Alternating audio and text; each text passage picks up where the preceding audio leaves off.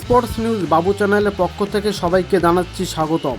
হ্যাঁ বন্ধুরা, এবারে টি-20 বিশ্বকাপে বাংলাদেশের যাত্রা শেষ হয়ে গেছে গত সপ্তাহখানেক আগে, কিন্তু এর মধ্যেই হুট করে আলোচনায় তাসকিন আহমেদের একটি খবর। সুপার 8-এ ভারতের বিপক্ষে ম্যাচে একাদশে ছিলেন না তিনি। বিভিন্ন সংবাদ মাধ্যমে দাবি করা হচ্ছে ঘুমের কারণে দেরিতে ওঠায় ওই ম্যাচে একাদশে জায়গা হয়নি তাসকিনের টিম বাস মিস করার ঘটনা সত্যতা অবশ্য মিলেছে। তবে এই কাণ্ড নিয়ে যা ছড়ানো হচ্ছে তার বেশিরভাগই গুজব বলে দাবি করেছেন এই ডানহাতি পেসার। সামাজিক যোগাযোগ মাধ্যমে দীর্ঘ পোস্টে ঘটনার ব্যাখ্যা দিয়েছেন তিনি।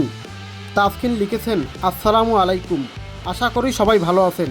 আমি সম্প্রতি অনলাইনে বিভিন্ন সংবাদ মাধ্যমে জানতে পেরেছি যে সম্প্রতি শেষ হওয়া টি-20 বিশ্বকাপের একটি ঘটনা নিয়ে অনেকে হইচই করা হচ্ছে। প্রথমত আমি সবাইকে জানাতে চাই যে বেশিরভাগ সংবাদ এবং তথ্য যা ছড়ানো হচ্ছে তা কেবল গুজব, এবং আমি আশা করি ভক্তরা এটি সেভাবে দেখবেন। দ্বিতীয়ত, আমি ঘটনা সেদিন আসলে কি ঘটেছিল তা পরিষ্কার করতে চাই। এরপর ঘটনার ব্যাখ্যা দিয়ে তাসকিন বলেন, আমি স্বীকার করি যে আমি স্বাভাবিকের চেয়ে পরে উঠেছি এবং এর জন্য আমি ইতিমধ্যেই পুরো দল এবং ম্যানেজমেন্টের কাছে আমি ক্ষমা চেয়েছি।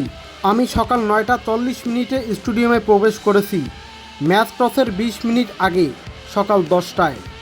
আমরা সকাল 10টা থেকে 10:15 জাতীয় সঙ্গীত গিয়েছিলাম এবং ম্যাচটি সকাল 10টা থেকে 10:30 শুরু হয়েছিল।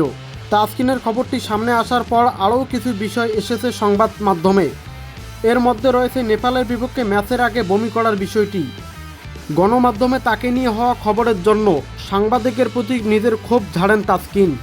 ভবিষ্যতে আমি আইনিভাবে এই ধরনের বিষয়ে ব্যবস্থা গ্রহণ করব, যাতে কেউ আমার ক্রীড়াবিদ বা মানুষ হিসাবে আমার সুনাম ও অখণ্ডতা ক্ষুণ্ণ করার চেষ্টা না করে।